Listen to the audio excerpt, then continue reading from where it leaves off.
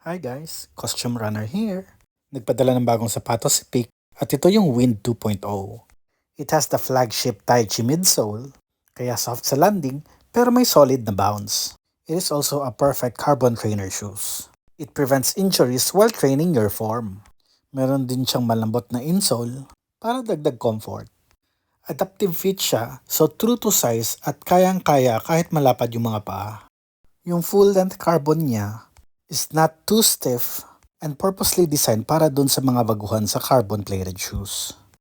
It also has a rocker design para natural yung pag-apak ng mga paa mo while propelling you forward.